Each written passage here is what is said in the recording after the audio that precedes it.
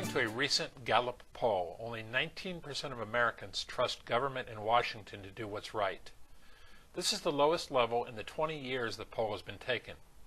As a point of reference, the high point was 60% in 2001. Gallup also conducted similar research for the 50 states. In that poll, Pennsylvania fared considerably better than the government in Washington, with 46% of Pennsylvanians trusting Harrisburg. While 46% is much better than 19% at the federal level, it still indicates that less than one-half of our citizens trust our legislators and placed Pennsylvania as the fourth worst in the nation, trailing only Maine, Rhode Island, and no surprise here, Illinois, where only 28% trust Springfield. That said, it's not fair to paint all legislators with a broad brush. In fact, we have many elected officials in the Commonwealth who work hard to do the right thing, and they serve us well. In the upcoming edition of the PRLA Restaurant and Lodging Matters magazine, we'll be highlighting a few of the hospitality industry legislative champions of the Commonwealth. So what characteristics do legislative champions have in common? They believe in open government and promote as much transparency as practical. They value input, ask questions, listen and seek to fully understand issues before weighing in on them. They communicate well, keeping the citizenry informed on issues that may affect them.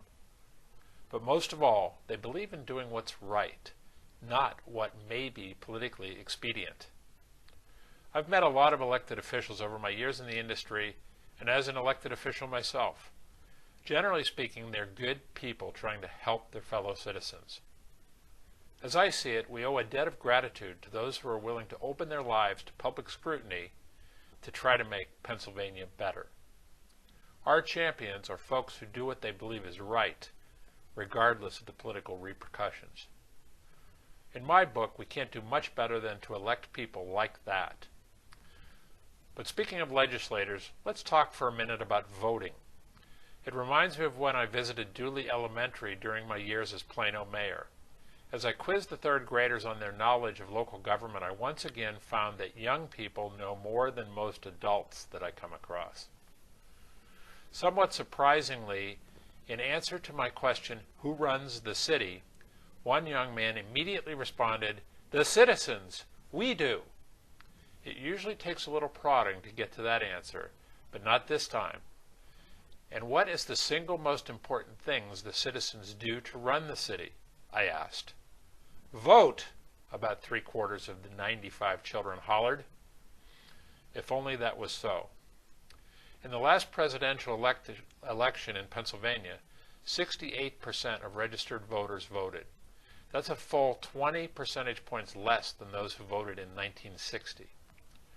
If we are ensure that our representative democracy works and continue to move this Commonwealth forward, the citizenry must be involved. That means being informed about the candidates and then voting. In the internet age, it's extremely easy to learn all about the candidates, and in case you have any questions about how, where, and when to vote, copy down this web link for the full information. It's not too early to start doing your homework, so you'll be ready when Election Day comes. Remember, Election Day is your day. And while you're marking your calendar, be sure to register for the PRLA Annual Meeting and Conference taking place on October 27th and 28th in Lancaster. Registration is simple on the PRLA website, and you will not want to miss Mark Woodworth, Doug Brooks, 2 great panels, a fantastic Lancaster dine-around, Stars of the Industry Award dinner, and the chance to network with your colleagues. I'll see you there. And that wraps another edition of the Longstreet Beat. Thanks for tuning in, and I'll see you again next time.